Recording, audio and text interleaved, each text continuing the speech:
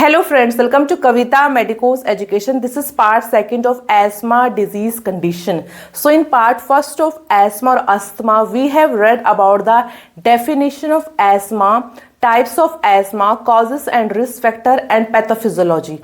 So here in part second, we are going to start with the clinical manifestation or sign and symptoms of asthma disease condition.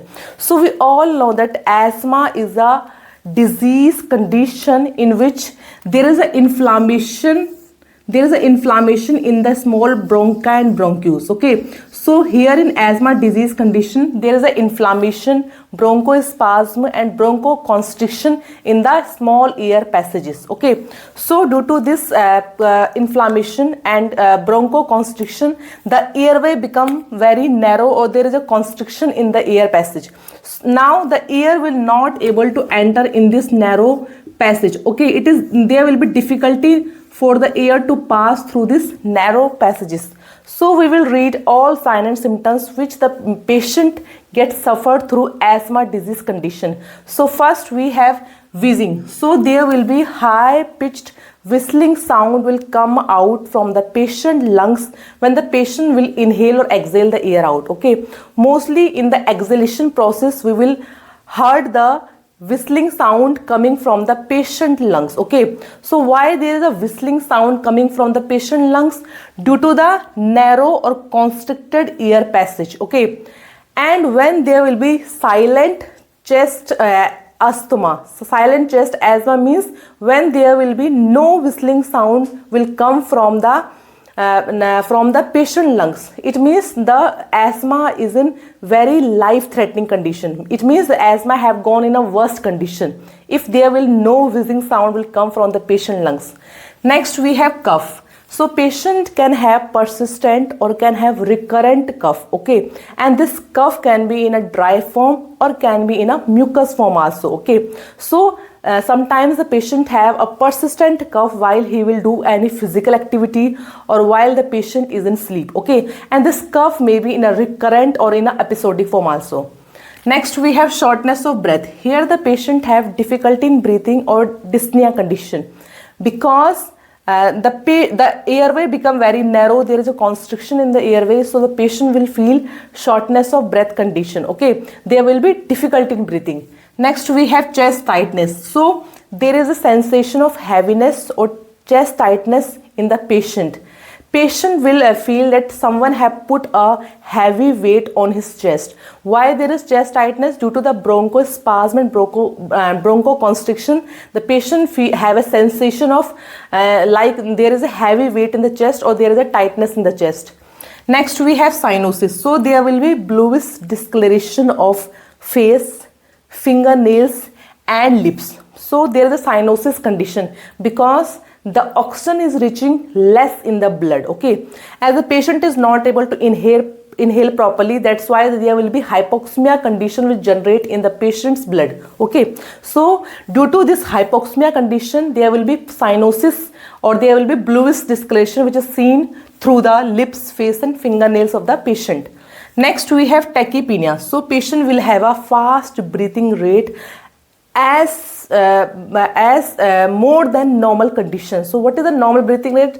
That is 18 to 20 breath per minute. Here the patient have a faster breathing pattern, that is 30 breath as per minute. Okay, next we have difficulty talking. So patient will have a difficulty in speaking or he will not able to do his conversation properly. Why? Because the patient is having a coughing problem, he is having a difficulty in breathing problem. That's why the patient will not able to speak properly. Next we have severe sweating. And due to the breathing difficulty, the patient is using all his body muscles for the respiration. Okay, for inhalation and exhalation he is using all his neck muscles, his accessory muscles and his throat muscles. That's why the patient will suffer from sweating condition. Patient will have a lot of sweat. There will be diaphoresis condition seen in the patient. Next we have sneezing. So these are the early symptoms of asthma disease condition. Whenever the patient will come in contact with any allergic factor, then in starting phase of asthma, the patient will have a runny nose, he will have sneezing problem, he have flu-like symptoms like cough, nasal congestion, and there will be sore throat as well as there will be headache. Next, we have fatigue. So why there is fatigue condition? The patient will feel fatigue and weakness because there is less oxygen reaching to the blood. That's why our cell and tissue will not able to get proper oxygen supply, and there will be less ATP form of energy will generate. Okay, the body will not able to get energy properly. That's why the patient will have a fatigue, there is a exhaustion, and there is a weakness in the patient. Next, we have extreme anxiety, panic. So patient will have a anxiety condition. Why there is fear and anxiety in patient? Due to difficulty in breathing. Okay, so patient is not able to breathe properly. That's why he have fear and anxiety about the disease condition, and he will have a panic or asthma flare-ups. Next, we have mental confusion. The blood is also reaching less to the means the oxygen rich blood is reaching less to the our brain also. So patient will have a disorientation problem. He will have mental confusion. Okay. Next, we have use of accessory muscles. For breathing purpose, the patient is suffering from difficulty in breathing, and he want to gasp the air. Okay, he want to gasp the air around, means he want to inhale in a very bad way. Okay, means he want to do inhalation exhalation very bad way. That's why he will use all his accessory. He will use all his extra muscles of the body, like of neck, throat, and abdomen. Next, we have status asthmaticus. Okay, it is a critical condition. It is a worse condition of asthma in which there is regular flare up and there is regular asthma attack without a single gap. Okay, so patient will have a continuous asthma attack or continuous flare up in this condition. So next, we have diagnostic evaluation of asthma or asthma disease condition. So first diagnosis, we have medical history and clinical history. So in medical history, all the past as well as the present history is collected here. So all the occupational history and any allergy history and genetic history is collected here. Next, we have clinical history. So here we will collect all the signs and symptoms of the patient through the objective data and subjective data. Next, we have physical examination. So a complete thorough head to toe examination is done here. Okay, so especially we will check the lung sound here. Okay, through the auscultation process. So here we will check the wheezing sound from the lungs. Okay, so here the rate of respiration, depth of respiration, and frequency of respiration is checked. So we will check the wheezing sound is coming from the lungs of the patient or not. Next, we have chest x-ray. So chest x-ray is done for diagnosing other disease condition because COPD, pneumonia, and asthma disease condition have similar types of symptoms. So we will do the chest x-ray for diagnosing other disease condition also. Next, we have pulmonary function test. So it means we are checking the lung volume here. Okay, so how you will check the function of your lungs. Okay, so it is done through the spirometer. So spirometer is a device in which the patient will exhale the breath out. Okay, so what is the rate of his exhalation? What is the depth of his exhalation, how fast the patient have exhaled the air. So we'll check it through the spirometer. Next, we have lung volume test. In this, we will check the healthy condition of lungs, means what is the intake ratio of air and what is the output ratio of air and how much residual volume of air is left when the patient have exhaled the air out. Okay, so here we will check the pulmonary function test.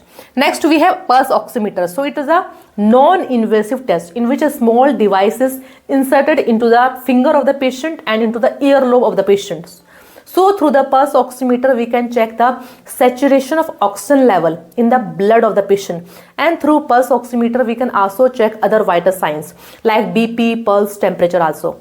Next, we have peak expiratory flow. So how the patient is doing his exhalation process, because in asthma disease condition patient have difficulty while he will exhale the air out. Okay, so what is the exhalation of the patient, what is the intensity of exhalation, what is the depth of his exhalation, okay, and how fast the patient is exhaling the air out. Next, we have methacholine challenge or exercise. Okay, so in this methacholine challenge means there is a drug that is named methacholine. So we will give this methacholine drug to the patient. If patient have bronchospasm or bronchoconstriction, means he will show the sign and symptoms of asthma. Okay, if patient have any allergy or have any hyper-responsiveness through some stimuli factor, then through the methacholine drug, the patient airway will go into a bronchospasm and bronchoconstriction condition. Okay, but if a normal or healthy person will inhale or take the methacholine drug, then nothing will happen to his airways. Okay, there will be no bronchospasm and no bronchoconstriction will be seen in the healthy person. Next we have exercise, means after doing the exercise. Okay, so when the patient will perform a vigorous physical activity, then we can also check the signs of asthma here also. Means after doing a physical activity in cold environment or in a dry air, is the patient having any triggering or symptoms of asthma. Next we have nitric oxide test. So in this test, the patient who are suffering from asthma disease condition, from their breath a nitric oxide is released. It means if nitric oxide is releasing from their breath, it means there is an inflammation in the air passage or in the bronchi and bronchus. Next we have allergy. So how you will test the allergy? It is done through the blood test. So here we will collect the sample of blood from the patient, and in that blood we will find the IgE level. Okay, antibody level. We will find the eosinophilic level here. So if patient blood have IgE level and eosinophilic level increase, it means the patient suffering from asthma disease condition. Next we have skin test. So through skin sensitivity test we will check the allergic stimuli here. Okay, so means which is the through the skin test which particular allergen is triggering the patient. Okay, which particular allergen is responsible for the asthma disease condition. Next we have ABG analysis. So it is an arterial blood gas analysis in which partial pressure of oxygen and partial pressure of CO2 is checked, and through ABG we can check the pH level of blood and other bicarbonates also. So then ABG level should be in a normal range. Suppose we have pH in a normal range, that is 7.35 to 7.45. Partial pressure of oxygen is in between 85 to 100 mmHg, and partial pressure of bicarbonate CO2 is between 35 to 45 mmHg. If this level is above normal or below normal, it means the patient is suffering from any disease condition. Next we have sputum culture. So through the sputum culture we can check for any microorganism or any other kind of infection in the patient. Next we have CBC. So through complete blood count we can check all the blood level like WBC's level, TLC level, DLC level, eosinophilic level and Ig antibody here. So these were the diagnostic evaluation of asthma. Next we have management of asthma or asthma disease condition. So here the management is divided into two categories. First we have short acting medicines, next we have long acting medicines. So what is our goal of management? So our goal of management is to subside the signs and symptoms of asthma disease condition. We have to reduce the inflammatory process in our airway, and we have to reduce the bronchospasm and bronchoconstriction and mucus production in our airways. Okay, these are our management goals. So here we divide the asthma patient into three categories. First we have green zone category. So in green zone patient have no signs and symptoms of asthma disease condition like wheezing, chest tightness, dyspnea, difficulty in breathing condition. Okay, so here the peak expiratory flow rate of patient is in between 80 to 100%. Okay, and patient can perform his daily life activity in a normal way and he have no disturbance in the sleeping pattern. So these patients are categorized into green zone. Next we have yellow zone, that is also known as the caution zone, in which the patient start developing signs and symptoms of asthma disease condition. He have little bit shortness of breath, he have chest tightness, he have little bit of wheezing or whistling symptom whenever he will exhale the air out. Okay, and the peak expiratory flow rate of patient is in between 79 to 80%. Okay, and patient have a sleep disturbance pattern whenever he sleep in the night. Okay, so these patients are categorized into yellow zone. Next at the last we have red zone. It is a medical red alert zone. Okay, in this red alert zone patient have serious signs and symptoms of asthma disease condition.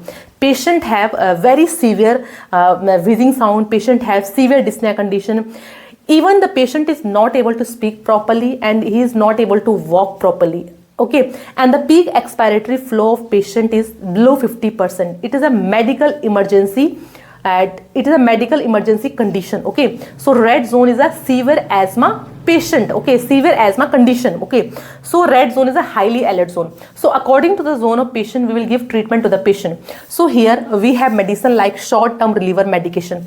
Okay, the name is indicating short term, means these medicine will act in a very quick way. Okay, they will provide relief to the patient in a very fast way. Their mechanism of action is very fast. Within 5 minutes they will give relief to the patient. Okay, suppose the patient is coming to me and he is having asthma attack, then I will not go for long term controller medication, because there are long term controller medication, their mechanism of action is very slow. Okay, in that case I will give short term medicines to the patient. I will give immediate treatment to the patient for relieving from that asthma attack.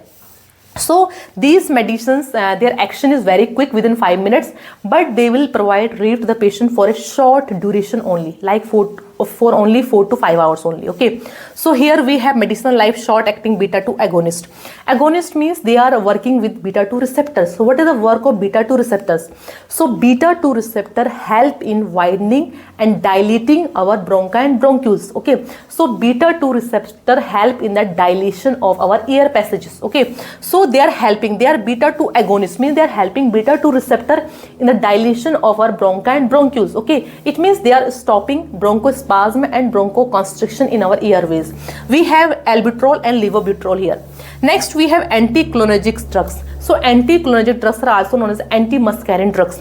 Anti means they are working against something. So they are working against the acetylcholine. So what acetylcholine do in our bronchi and bronchioles? This acetylcholine do the involuntary smooth muscles contraction. So we will stop this acetylcholine from binding to the receptor site. So we will give the acetyl anticholinergic drugs to the patient. Okay, they will stop the action of acetylcholine. So actually we are stopping the involuntary movement of our smooth muscles.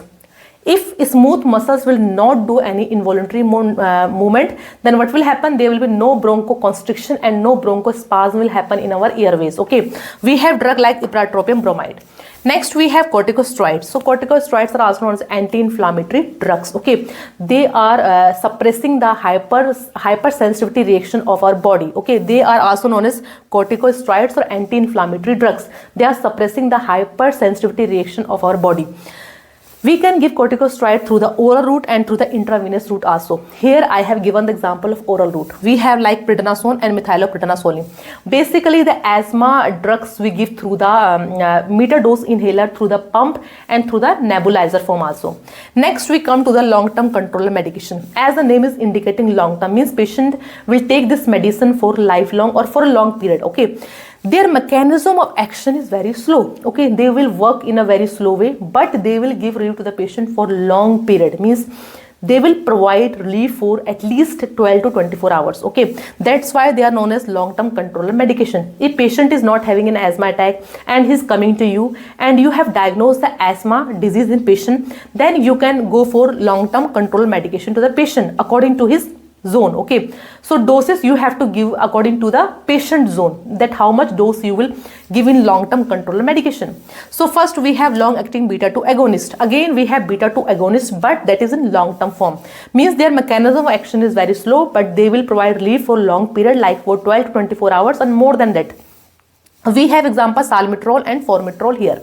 Next we have inhaled corticosteroids. So these are the corticosteroid we are giving in inhalation form. So these are anti-inflammatory drugs. They are reducing the swelling or inflammation in our bronchi and bronchioles. For example, we have fluticasone, propionate, and we have brenosinide. Next we have leukotriene receptor antagonist. So antagonist means they are working against something. So they are working against the leukotriene. So as you remember in pathophysiology, we have read that whenever the mast cell go into degranulation process, then several chemicals are released, and one of the chemical that is known as leukotriene. This leukotriene is responsible for the inflammation, bronchoconstriction, mucus production from the mucosal gland. It is responsible for the inflammation in our airways. So we have to stop the action of leukotriene here. So we are giving the leukotriene receptor antagonist, means they are working against the chemical. So they are working against the leukotriene. Example we have montelukast. Next we have mast cell stabilizer. again go to the pathophysiology. Okay, so you remember that mast cell, whenever the mast cell go into degranulation or whenever the mast cell get blast, then several chemicals are released into our body like histamine, prostaglandins, leukotrienes. So we have to stop the degranulation of mast cell here. So we will give the medicine to the patient which will stabilize the mast cell here. Okay, example, we have cromolyn, sodium. Next we have drug inhibiting IgE. So a medicine which is inhibiting the action of IgE antibody here, because this IgE antibody will attach itself to the mast cell, and whenever the antigen will come, then this mast cell will go into degranulation. Okay, so we are stopping this IgE antibody from attaching to the mast cell. So we will give the drug which will inhibit, which will suppress the IgE antibody, or which will suppress the hypersensitivity first reaction of our body. So we have omalizumab.